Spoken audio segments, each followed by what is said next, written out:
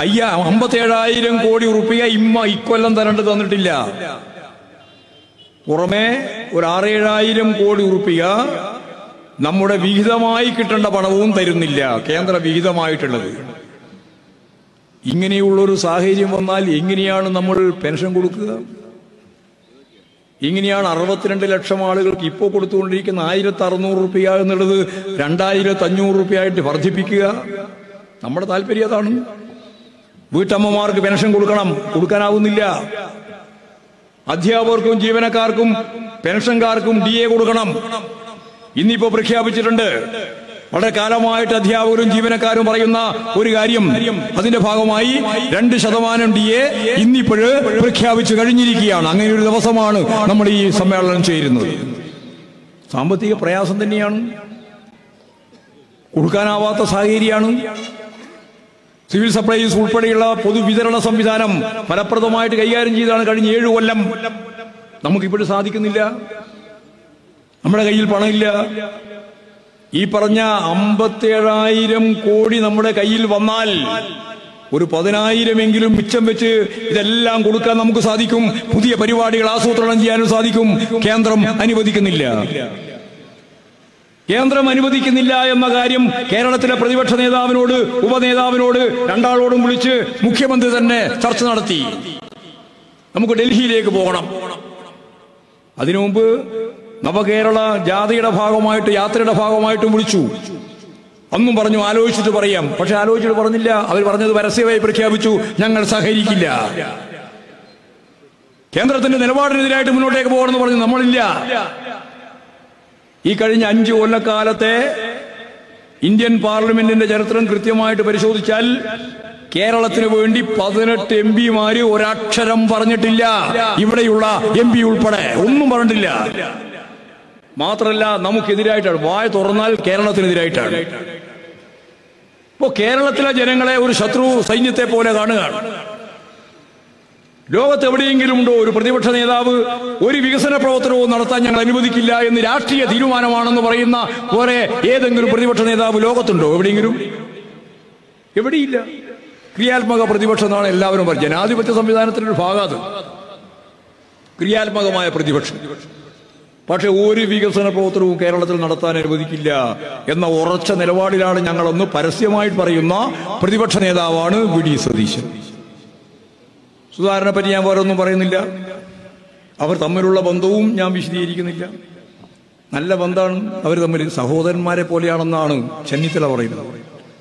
സഹോദരന്മാർ തമ്മിൽ കാണുമ്പോൾ അഭിസംബോധന ഉൾപ്പെടെയുള്ള കാര്യങ്ങളെപ്പറ്റി നിങ്ങൾ മനസ്സിൽ ചിന്തിച്ചു നോക്കിയാൽ മതി. എന്താണ് സുധാകരൻ VD സതീശനെ പറ്റി പത്രക്കാരുടെ മുമ്പിൽ അപ്പോൾ തന്നെ അവിടെ പങ്കെടുക്കുന്ന ആളുകൾ പറയുന്നുണ്ട്, ഫോൺ ചെയ്തിട്ടായിട്ട് പറയല.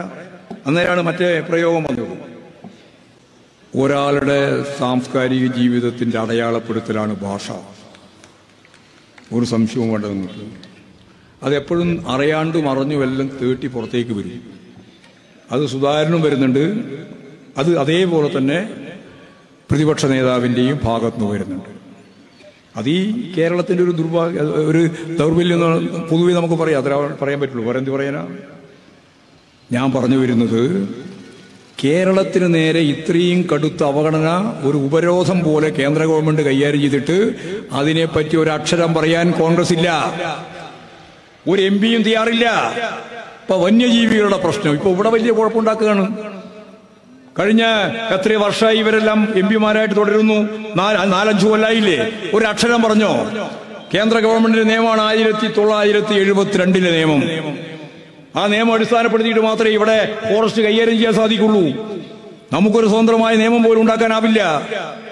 അതുകൊണ്ട് ഈ പാവപ്പെട്ട മനുഷ്യരെ കടന്നാക്രമിക്കുന്ന ഹിംസ സ്വഭാവമുള്ള ചില ജീവികളെയെങ്കിലും വെടിവെച്ചു കൊല്ലാനുള്ള അധികാരാവകാശം വേണം എന്ന് കേരളത്തിലെ ജനങ്ങളുടെ കൃത്യമായ താല്പര്യം ശരിയാണ്. ആ ശരി നടപ്പിലാക്കണമെങ്കിൽ കേരള ഗവൺമെന്റിന് പറ്റില്ല. അതിന് കൃത്യമായ നിയമ ഭേദഗതി വേണം, അല്ലെങ്കിൽ പുതിയ ഓർഡിനൻസ് വേണം. അത് രണ്ടും കേന്ദ്ര ഗവൺമെന്റിനെ സാധിക്കുള്ളൂ. അത് കൃത്യമായിട്ട് അറിഞ്ഞിട്ടും ശവം വെച്ച് കളിക്കുകയാണ് ഇവര്. വളരെ വ്യക്തമായിട്ട് മരണം കഴിഞ്ഞതിന് ശേഷം ഇൻക്വസ്റ്റ് ഒക്കെ നടത്തി ടേബിളിൽ കിടത്തി. പിന്നെ പോസ്റ്റ്മോർട്ടം മാത്രമേ ബാക്കിയുള്ളൂ. ആ സന്ദർഭത്തിലാണ് ശവം റാഞ്ചി കൊണ്ടുപോകുന്നത്. എന്നിട്ടാണ് ശവവും വെച്ച് സമരം. ഗവൺമെന്റിന്റെ കൃത്യമായ നിലപാട് മുമ്പേ ഗവൺമെന്റ് പറഞ്ഞു. ഒരു പ്രകൃതി ദുരന്തത്തിന്റെ ഭാഗമായിട്ട് ഇതിനെ കാണും എന്ന് മന്ത്രിസഭ തീരുമാനിച്ചു. അപകടം സംഭവിക്കുന്നവർക്കെല്ലാം കുടുംബത്തിന് 10 ലക്ഷം രൂപ നൽകി, കുടുംബത്തിന് ജോലി നൽകുമെന്നുള്ള പ്രഖ്യാപനം വന്നു. ഇതെല്ലാം കേരള ഗവൺമെന്റ് ചെയ്യാൻ സാധിക്കുന്നത് ഗവൺമെന്റ് ചെയ്തതാണ്. അതിന്റെ അപ്പുറം ചെയ്യണമെന്നാണ് ഇവർ ആവശ്യപ്പെടുന്നത്. എന്താ ചെയ്യേണ്ടത് എന്ന് ഇവർക്ക് വ്യക്തതയില്ല. കേന്ദ്ര ഗവൺമെന്റാണ് ചെയ്യേണ്ടത് എന്നിവർ പറയുന്നുമില്ല. അപ്പൊ രാഷ്ട്രീയ ലാക്കി വെച്ചുകൊണ്ട് കളിക്കുകയാണ്. ഇതേപോലെ വളരെ പ്രധാനപ്പെട്ട ഒരു പ്രശ്നം തന്നെയല്ലേ സിദ്ധാർത്ഥന്റെ പ്രശ്നം. വയനാട്ടിൽ അവിടെ വെറ്ററിനറി കോളേജിൽ പഠിച്ചുകൊണ്ടിരിക്കുന്ന ഒരു കുട്ടി, ആ കുട്ടിയുമായിട്ട് ആ കോളേജിലെ വിദ്യാർത്ഥികളും ഇവരൊക്കെ തന്നെ ഒരു സംഘർഷത്തിലേക്ക് വന്നു. കുട്ടി മരിക്കാനിടയായി. എങ്ങനെയെന്നൊന്നും ഞാനിപ്പോ പറയുന്നില്ല. അങ്ങനെ ഒരു സംഭവം വന്നാൽ നമ്മുടെ മനോരമയും മാതൃഭൂമിയും ഏഷ്യാനെറ്റും ഒക്കെ എന്താ ചെയ്തത്? അതിലെ പ്രതി ആരാണ്? പിണറായി വിജയൻ. അതിൽ ഒന്നാമത്തെ പ്രതി പിണറായി വിജയൻ. വൈകുന്നേരം ഇരുന്ന് ചർച്ച ചെയ്യാണ്. എന്തേ മുഖ്യമന്ത്രി മിണ്ടാകുന്നത്? എന്നോട് ചോദിച്ചപ്പോൾ ഞങ്ങൾ കൃത്യമായിട്ട് പറഞ്ഞു, മുഖം നോക്കാതെ നടപടി സ്വീകരിക്കണം. ആര് എന്നുള്ള പ്രശ്നമില്ല. ചില SFIക്കാർ അതിലുണ്ട് എന്നുള്ളതുകൊണ്ടാണ് ഈ ചോദ്യത്തിനെല്ലാം പ്രസക്തി. 19 ആളിൽ 4 ആൾ SFIക്കാരാണ്. ബാക്കിയെല്ലാം പല സീസും ഉണ്ട്. എല്ലാവരും ഉണ്ട്, എല്ലാ വിഭാഗവും ഉണ്ട്. വലിയ കോൺഗ്രസ് നേതാക്കന്മാരുടെ മക്കൾ ഉൾപ്പെടെയുണ്ട്. അതൊന്നും ഞങ്ങളാരും പറഞ്ഞിട്ടില്ല. പക്ഷെ മുഖം നോക്കാതെ നിലപാട് സ്വീകരിക്കണം. 18 ആളെയും അറസ്റ്റ് ചെയ്ത് ഇനി ഒരാളെയാണ് കിട്ടാൻ ബാക്കിയാണ്. ഇപ്പൊ ഇന്ന് രക്ഷിതാക്കളെല്ലാം കൂടി ചേർന്ന് അച്ഛനും അമ്മയും കൂടി പോയി, ഈ ഗവൺമെന്റിൽ ഞങ്ങൾക്ക് വിശ്വാസമുണ്ട്, അതുകൊണ്ട് ഗവൺമെന്റ് എടുക്കുന്ന നിലപാടിനോട് ഞങ്ങൾക്ക് യോജിപ്പാണ്.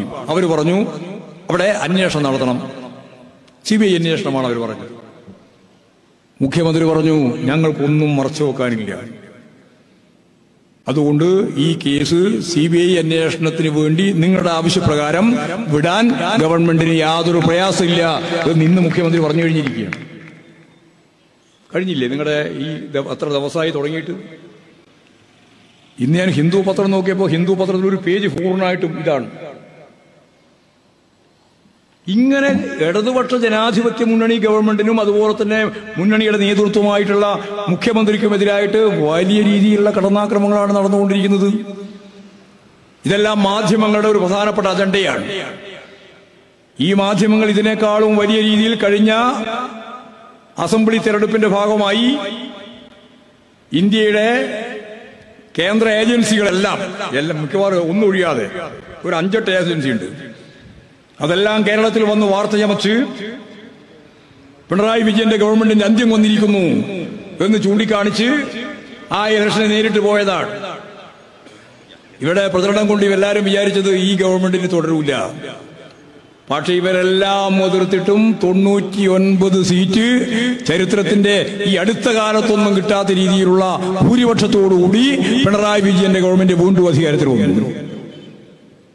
ആ ഗവൺമെന്റ് അധികാരത്തിൽ വന്ന അന്ന് ഇവർ തീരുമാനിച്ചു ഒരു വികസന പ്രവർത്തനവും നടത്താൻ അനുവദിച്ചുകൂടും. കാരണം വികസനത്തിന് വോട്ടുണ്ട്. അതാ കാര്യം. ഒരു വികസന പ്രവർത്തനവും നടത്താൻ അനുവദിക്കില്ല. കോൺഗ്രസും തീരുമാനിച്ചു, VD സതീശനും തീരുമാനിച്ചു, അതുപോലെ തന്നെ പത്രമാധ്യമങ്ങളും തീരുമാനിച്ചു. ഗവൺമെന്റിനെതിരായിട്ട് അന്നു മുതൽ ഇന്നേ വരെ എഴുതിക്കൊണ്ടിരിക്കുകയാണ്.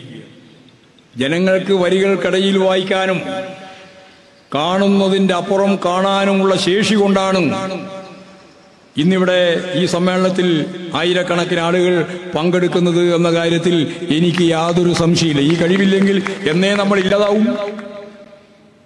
വരികൾക്കിടയിൽ വായിക്കാനും കാണുന്നതിന്റെ അപ്പുറം കാണാനും കേരളത്തിലെ ജനങ്ങൾക്കാവുന്നില്ല എങ്കിൽ ഈ ഇടതുപക്ഷ ജനാധിപത്യം കേരളത്തിൽ ഉണ്ടാവുമോ? ഇല്ല. നിങ്ങളിങ്ങനെ ഈ സ്ഥിരമായിട്ടുള്ള ഈ മാധ്യമ ശൃംഖലകളാകെ മിക്കവാറും എല്ലാം ചേർന്ന് നമുക്കെതിരായിട്ട് കടന്നാക്രമണം നടത്തിക്കൊണ്ടിരിക്കുകയാണ്. ഈ കടന്നാക്രമത്തിൽ കേരളത്തിന്റെ ഭാവി നിർണയിക്കുന്നതിൽ നമുക്ക് പിന്നോട്ടേക്ക് പോകാൻ പറ്റില്ല. ഈ സാമ്പത്തിക പ്രയാസവും കാര്യങ്ങളെല്ലാം നിലനിൽക്കുമ്പോഴും കേരളത്തിന്റെ വികസനം 1 ഇഞ്ച് പിന്നോട്ടേക്ക് പോവില്ല എന്ന് മുഖ്യമന്ത്രി കൃത്യമായിട്ട് പറയുകയാണ്. നാഷണൽ ഹൈവേ ഉൾപ്പെടെയുള്ള കാര്യങ്ങളൊന്നും ഞാനിവിടെ പറയണ്ട. എല്ലാം തന്നെ നല്ലതുപോലെ മുമ്പോട്ടേക്ക് പോകുന്നുണ്ട്. പുതിയ പുതിയ കാഴ്ചപ്പാടോട് ഉടിഞ്ഞിപ്പോ ഒരു കാര്യം പറഞ്ഞു. ഇപ്പൊ 4 ലക്ഷം ആളുകൾക്ക് വീട് കിട്ടി. 4 ലക്ഷം ആളുകൾക്ക് വീട് കിട്ടി. ഇന്നിപ്പോ പുതിയൊരു കാര്യം പറഞ്ഞു. ഈ 4 ലക്ഷം വീട്ടിൽ അവർക്ക് ജീവിച്ച് മുന്നോട്ടേക്ക് പോകാൻ ഒരാൾക്കെങ്കിലും തൊഴിൽ കൊടുക്കാനുള്ള പദ്ധതി ഗവൺമെന്റ് ആസൂത്രണം ചെയ്തിരിക്കുകയാണ്. 4 ലക്ഷം ആളുകൾക്ക് ജോലി കൊടുക്കും.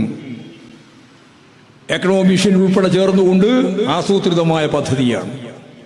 20 ലക്ഷം അഭ്യസ്തവിദ്യരായ യുവതി യുവാക്കൾക്ക് തൊഴിൽ കൊടുക്കാനുള്ള പദ്ധതിയും കാഡിസ്കിന്റെ ഭാഗമായി നടന്നുകൊണ്ടിരിക്കുകയാണ്. സംരംഭ പ്രവർത്തനത്തിന്റെ ഭാഗമായി 1,40,000 സംരംഭ പ്രവർത്തനം നമ്മൾ ആരംഭിച്ചു. 5 ലക്ഷത്തിലധികം ആൾക്ക് ജോലി കൊടുത്തു. 14,000 കോടി ഉറുപ്പിക മൂലധന നിക്ഷേപവുമായിട്ട് വന്നു. അതിദരിദ്രരില്ലാത്ത ഇന്ത്യയിലെ ആദ്യത്തെ സംസ്ഥാനമായി ഈ കേരളത്തെ ഈ കൊല്ലം അവസാനിക്കുമ്പോഴേക്ക് ആവാൻ പോവുകയാണ്, പ്രഖ്യാപിക്കാൻ പോവുകയാണ്. അതിദരിദ്രരില്ലാത്ത ഇന്ത്യയിലെ ആദ്യത്തെ സംസ്ഥാനം കേരളം. ഇങ്ങനെ ഓരോന്നോരോന്നായിട്ട് നമുക്ക് ഈ കേരളം നേടിക്കൊണ്ടിരിക്കുകയാണ്. എല്ലാറ്റിലും കേരളം അതിന്റെ സൂചിക പരിശോധിച്ച് നോക്കിയാൽ 1ാം സ്ഥാനത്താണ്. അതുകൊണ്ട് തന്നെയാണ് ഇങ്ങനെ ഒരു കേരളം വേണ്ട എന്ന കേന്ദ്ര ഗവൺമെന്റ് നിലപാട്, നമ്മളുള്ള പകപോക്കൽ സമീപനം എന്ന രീതിയിൽ നമ്മൾ കാണുന്നത്.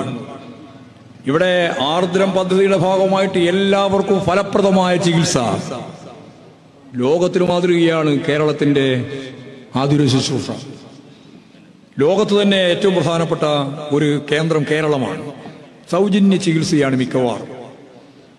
ഇങ്ങനെ ആരോഗ്യ മേഖല, കയറിക്കിടക്കാനിടം, അവിടെ ജീവിക്കാനുള്ള പശ്ചാത്തല സൗകര്യം, വസ്ത്രം, ഭക്ഷണം എല്ലാം നൽകി ഇനി തൊഴിലില്ലായ്മ കൂടി പരിഹരിച്ച് മുമ്പോട്ടേക്ക് പോകാനായാൽ, നമ്മുടെ പ്രകടന പത്രികയിൽ പറഞ്ഞ 20 ലക്ഷം ആളുകൾക്കുള്ള തൊഴിലാണ്.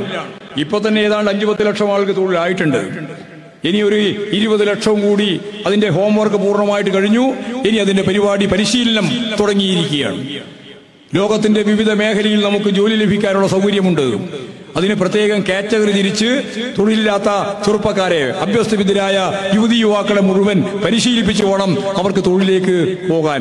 ആ തലത്തിലേക്കുള്ള പ്രവർത്തനമാണ് ഇപ്പൊ നടത്തിക്കൊണ്ടിരിക്കുന്നത്. ഇവിടെ ഒരു കാര്യം ഗവൺമെന്റ് പറഞ്ഞു, മൂലധന നിക്ഷേപത്തെ അടിസ്ഥാനപ്പെടുത്തിയിട്ടുള്ള സമ്പദ് വ്യവസ്ഥ. മൂലധനമാണ് അതിന്റെ അടിസ്ഥാനം. കേരളം പറഞ്ഞു മൂലധനത്തെ അടിസ്ഥാനപ്പെടുത്തിയിട്ടുള്ളതല്ല. വിജ്ഞാന സമൂഹം, ലോകത്തിന്റെ മുമ്പിൽ മാതൃകയാവുന്ന ഒരു വിജ്ഞാന സമൂഹം. ആ വിജ്ഞാന സമൂഹത്തിൽ നിന്ന് ഒരു വിജ്ഞാന സമ്പദ് വ്യവസ്ഥ, ഒരു പുതിയ പ്രയോഗമാണ് വിജ്ഞാന സമ്പദ് വ്യവസ്ഥ. മൂലധനത്തിന് പകരം മൂലധനം വിജ്ഞാനം, നോളജ്, അതാണ് കൈമുതലായിട്ടുള്ളത്. അതുപയോഗിച്ച് 15,000 സ്റ്റാർട്ടപ്പുകൾ കണ്ടെത്താൻ സ്റ്റാർട്ടപ്പ് മിഷൻ രംഗത്ത് വന്നിരിക്കുന്നു. രാജ്യത്തിന് മാതൃകയായിട്ട് ഈ കേരളം. അങ്ങനെ വന്നാൽ ലക്ഷക്കണക്കിന് ആളുകൾക്ക് തൊഴിൽ കിട്ടുന്നു മാത്രമല്ല, ലോക കമ്പോളത്തിൽ അമേരിക്കയിൽ ഉൾപ്പെടെ നമ്മുടെ സ്റ്റാർട്ടപ്പുകൾക്ക് നല്ല മാർക്കറ്റുണ്ട്. ഇന്ത്യയിലുണ്ട്, കേരളത്തിൽ പ്രത്യേകിച്ച്. ഇപ്പോൾ ലക്ഷക്കണക്കിന് ആളുകൾക്ക് ജീവിതത്തിന്റെ ഭാഗമായിട്ട് തൊഴിൽ ലഭിക്കുന്നു എന്ന് വന്നാൽ നിങ്ങൾക്കറിയാം, ആളോഹരി വരുമാനം കൂടും. നമ്മുടെ കുടുംബശ്രീ ഉൾപ്പെടെയുള്ള സംവിധാനം ശക്തിപ്പെടും. അവരുൽപാദിപ്പിക്കുന്ന ചരക്കുകൾ വിറ്റഴിക്കാനുള്ള കമ്പോളമായിട്ട് കേരളം നന്നായിട്ട് മാറും. കാരണം ഈ 10-20 ലക്ഷം ആളുകൾ, ഈ നേരത്തെ പറഞ്ഞൊരു 5-10 ലക്ഷം ആളുകൾ എല്ലാവർക്കും ചേർന്ന് ഒരു വീട്ടിലേക്ക് ഈ വരുമാനം വരികയാണ്. ഞാൻ നേരത്തെ പറഞ്ഞ 4 ലക്ഷം കുടുംബങ്ങളിൽ 4 ലക്ഷം ആളുകൾക്കും ജോലി കൊടുക്കുന്നതിന്റെ ഭാഗമായിട്ടുള്ള വരുമാനം കൂടുകയാണ്. അങ്ങനെ വന്നാൽ ഇന്ത്യയിലെ മറ്റിതര സംസ്ഥാനങ്ങളിൽ നിന്ന് വ്യത്യസ്തമായി ആളോഹരി വരുമാനം ഏറ്റവും കുറഞ്ഞ സംസ്ഥാനങ്ങളുടെ പട്ടികയിലായിരുന്നു കേരളം. അത് ഉയരും. ഈ ഇന്ത്യയിലെ ഏറ്റവും പ്രമുഖമായ സ്ഥാനത്തേക്ക് ഈ കേരളത്തെ നയിക്കാനാവും. അതാണ് ഞാൻ നേരത്തെ പറഞ്ഞ വിജ്ഞാന സമ്പദ് വ്യവസ്ഥ. അതിലേക്കാണ് ഇന്ത്യയെ, കേരളത്തെ നയിക്കാൻ ഉദ്ദേശിക്കുന്നത്. ഒരു 10-20 വർഷം കൂടി മുമ്പോട്ടേക്ക് പോയാൽ ലോകത്തിലെ 450 കൊല്ലക്കാലത്തെ വികസനം നേടിയ വികസിത രാജ്യത്തിന്റെ ഒപ്പം ഒരു 10-20 കൊല്ലം കൂടി നമ്മൾ മുന്നോട്ടേക്ക് പോയാൽ ഈ പശ്ചാത്തലത്തിൽ നിന്നുകൊണ്ട് ഈ കേരളത്തിലെ ജനങ്ങളുടെ ജീവിത നിലവാരം ഈ 450 കൊല്ലം മുമ്പേ വികസിതമായിട്ട് മുന്നോട്ടേക്ക് വന്ന ജനങ്ങളുടെ ജീവിത നിലവാരത്തിലേക്ക് എത്തിക്കുക എന്നുള്ളതാണ് ഈ കേരളത്തിന്റെ ഏറ്റവും പ്രധാനപ്പെട്ട ലക്ഷ്യം. അതാണ് നവകേരളം എന്ന് മുഖ്യമന്ത്രി വിശദീകരിച്ചത്. ഈ കേരളത്തിന്റെ പ്രത്യേകതയാണ്. ഈ പ്രത്യേകതയെല്ലാം വെച്ചുകൊണ്ട് നമുക്ക് മുന്നോട്ടേക്ക് നയിക്കാനാവണം. അതിവിപുലമായ ഒരു ജനസഞ്ചയത്തെ ഈ വർഗീയതക്കെതിരായിട്ടും ഹിന്ദുത്വ അജണ്ടക്കെതിരായിട്ടും ഈ രാജ്യത്തെ ഫാസിസത്തിലേക്ക് നയിക്കാൻ ശ്രമിക്കുന്ന നിലപാടുകൾക്കെതിരായിട്ടും അണിനിരത്തിക്കൊണ്ട് മാത്രമേ നമുക്ക് ഈ തെരഞ്ഞെടുപ്പിൽ ജയിക്കാൻ സാധിക്കൂ.